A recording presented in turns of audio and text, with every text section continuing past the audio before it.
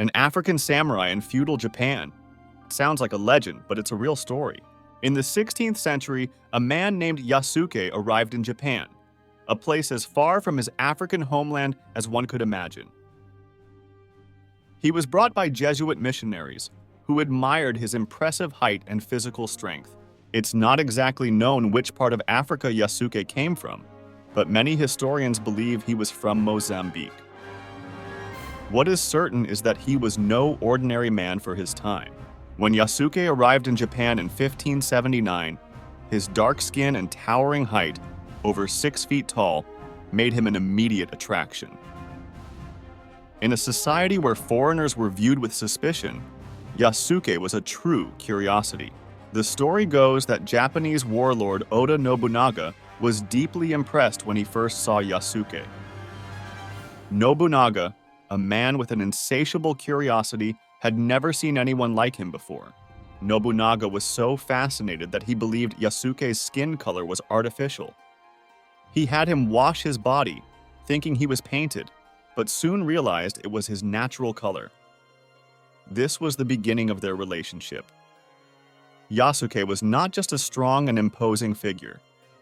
He had been trained in combat by the Jesuits, and Nobunaga quickly recognized his potential. Soon, Yasuke joined the direct service of the powerful warlord.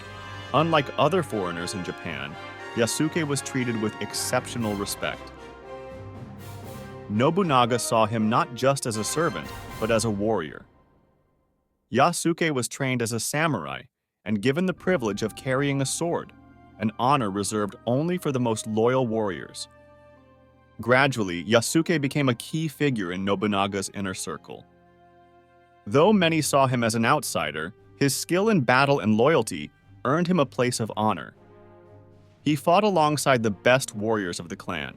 In 1582, Yasuke was present at one of the most important moments in Japan's history, the betrayal and death of Oda Nobunaga. In the midst of a rebellion led by General Akechi Mitsuhide, Nobunaga was attacked at Honnoji Temple. Yasuke fought valiantly to protect his lord.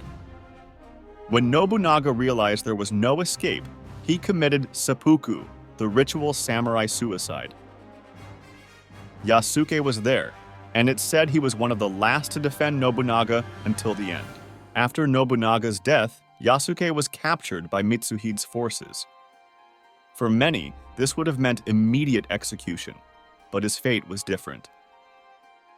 Akechi Mitsuhide viewed him more as a spectacle than a true threat.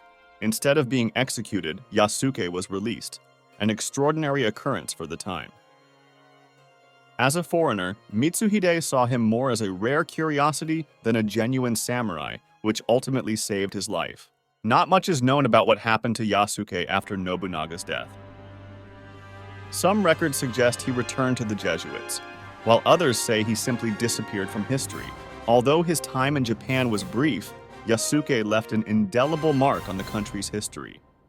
He was the only known African samurai in history, a fact that, even today, continues to captivate many. Japanese records describe him as a strong, brave, and loyal man. Nobunaga, one of the most powerful and respected warlords, fully trusted him. This is proof of Yasuke's abilities and the importance he held during that short period. His participation in Nobunaga's final battle also demonstrates his loyalty and courage. Standing by such a powerful lord at the moment of his death shows the respect Nobunaga had for him. Yasuke wasn't just a bodyguard, but a true samurai.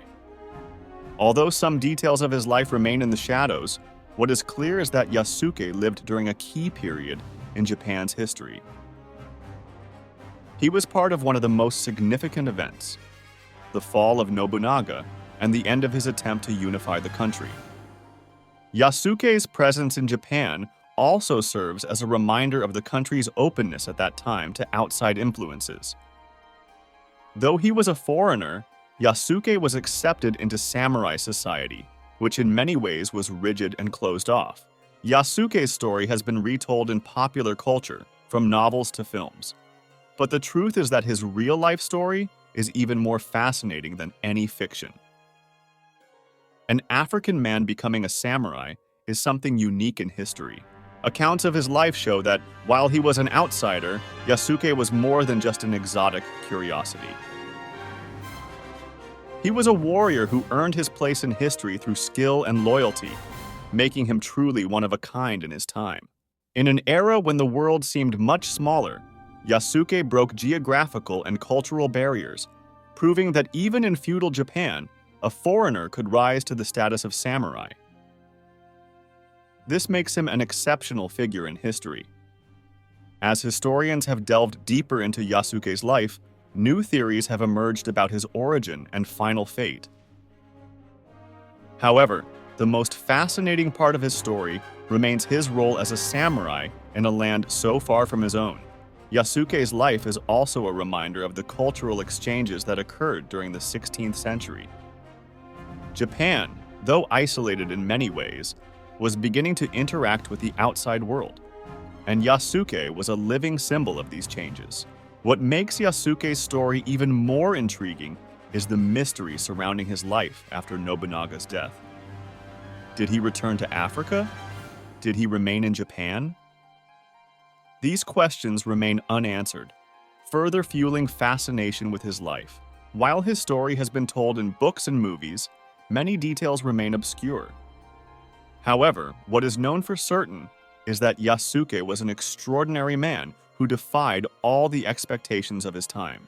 The relationship between Yasuke and Nobunaga was one of the most curious in Japan's history. Nobunaga, a leader known for his ruthless character, deeply respected Yasuke. This was uncommon in a society where status and birth meant everything. Even after so many centuries, Yasuke's story continues to inspire. In a world where roles were strictly defined, Yasuke broke all the barriers to become a symbol of integration and courage. Yasuke's story is also a window into Nobunaga's curiosity about the outside world. While many in Japan viewed foreigners with suspicion, Nobunaga saw in Yasuke an opportunity to learn and expand his understanding of the world. Through his life, Yasuke shows us that even in the most unexpected circumstances, it is possible to forge a path and make history. His time in Japan was brief, but his legacy has endured for centuries. Today, Yasuke is remembered as the first and only African samurai in Japan, an achievement that few can match. His story is unique, not only in Japanese history, but in world history. Yasuke's life proves that social and cultural barriers can be broken, and that in any era, there are individuals capable of transcending expectations and leaving an indelible mark on history.